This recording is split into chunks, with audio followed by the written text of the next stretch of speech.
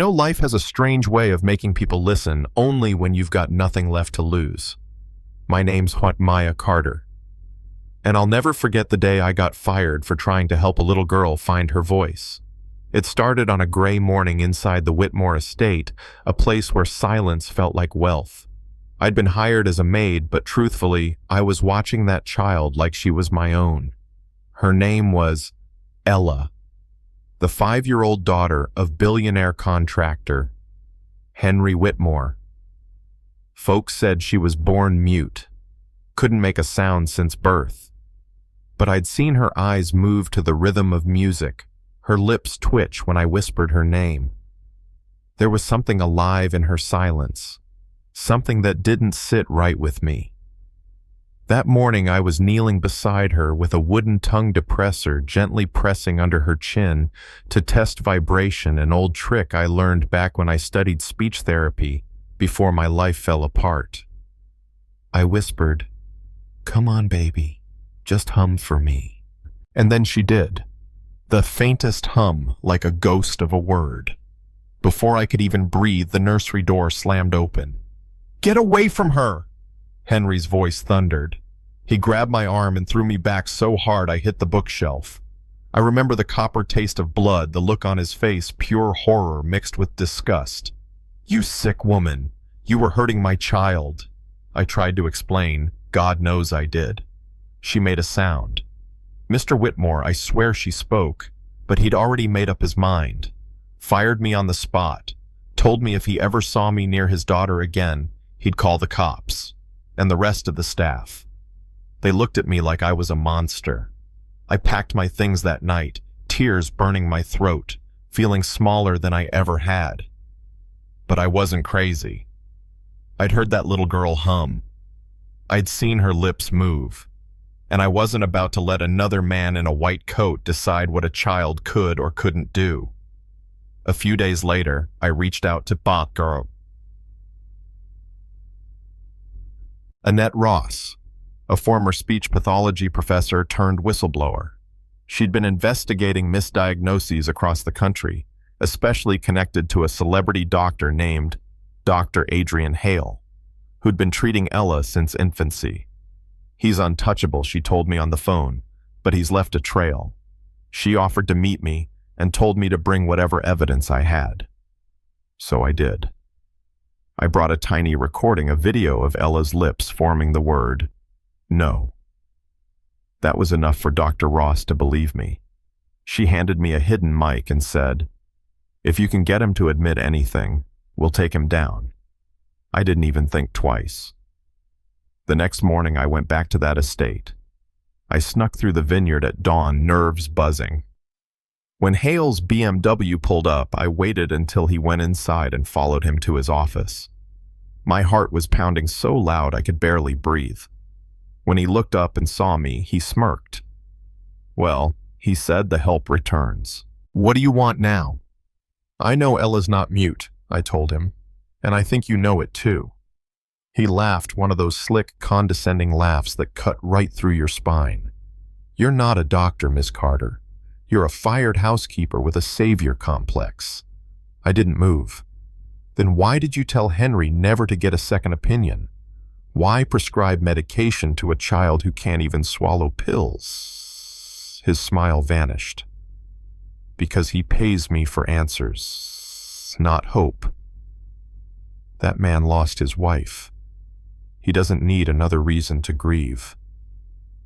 The words sank in like poison. I whispered, "You're not treating her. You're silencing her." He stepped closer, his breath sour with arrogance. "You'd better leave before you ruin what's left of your life." I left, but not before that mic caught every word. That night I sent the recording to Dr. Ross. She called back within minutes. "Maya, this changes everything." But before she could say more, I hung up. I had somewhere to be. I broke into the house one last time. The lights were low, the halls quiet. I just needed to see Ella to tell her I hadn't given up. She was sitting on the floor with her dolls when she saw me. Her eyes widened, but not in fear. I knelt beside her and said, "They don't believe me, baby, but I believe you." She stared at me for a long second. Then, in a whisper that shattered every lie ever told about her, she said my name. Maya. My knees gave out. Say it again, I begged. Maya. And then from the doorway, Henry's voice broke the moment in two. What did you just say? He looked from me to his daughter. Ella, did you just speak? She hesitated, and then said it again. Daddy. The man dropped to his knees like his world had cracked open. Oh my God. All this time. Later that night he came to me. I was ready for another fight, but instead he said quietly, I hit you. I called you crazy. I believed a liar because it was easier than believing you. I just nodded. You were scared, I said, but now you know. The next morning, Hale arrived for his usual session, all polished and proud, until Henry met him at the door, flanked by security. You can leave your badge at the gate, he told him, and the police will be in touch. Hale didn't even fight it. He just sneered and walked away like the coward he was. From there, things moved fast. Dr. Ross connected us to other families, children across the country labeled mute, all treated by the same doctor. Some had been drugged, some institutionalized, all silenced. Henry and I gathered the proof-altered records, missing session tapes, and handed them to the authorities. When the trial began, the courtroom was packed with parents holding photos of their kids. I remember taking the stand, palms sweating, heart pounding. The defense tried to tear me apart, calling me unqualified, emotional, unstable. But when they played that recording of Hale's voice, he pays me for answers, not hope. The whole room went quiet.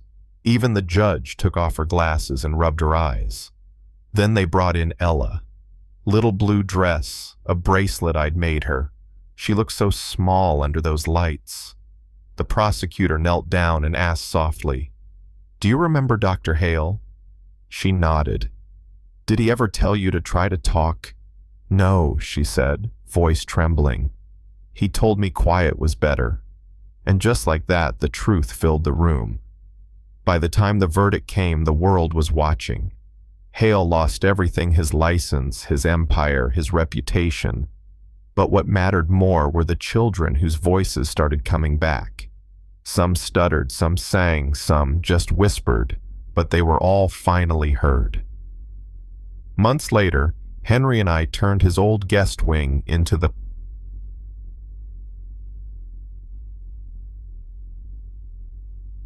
Ella Grace Foundation, a place for families who'd been told your child can't. The first day it opened, parents lined up around the block. I spent hours just listening to laughter, to humming to the kind of noise that heals. But the deeper we dug, the uglier the truth became. Hidden files, payoffs, even adoption networks. Turns out Hale hadn't just been misdiagnosing, he'd been choosing victims. Vulnerable kids, single mothers, children who could disappear into silence. That discovery, those tapes we found in the basement, sparked a national investigation. People called me a hero, but I never saw it that way. I was just a woman who refused to shut up. Sometimes I sit on the porch with Ella, watching her chase fireflies. She laughs now, loud and fearless. She'll tug on my sleeve and say, Do you think the world heard me, Miss Maya? And I tell her they did, sweetheart. And they'll never forget. Still, part of me wonders how many more Ellas are out there, kids labeled broken, because it's easier than listening. Maybe that's what keeps me going. Not revenge, not fame. Just the hope that the next time a child whispers for help, someone will actually hear them. So let me ask you, if you saw someone being silenced, would you speak up, or would you look away because it's easier? Drop your thoughts in the comments. Tell me if you believe every voice deserves to be heard. And remember, silence doesn't mean absence. Sometimes it's just waiting for someone brave enough to listen.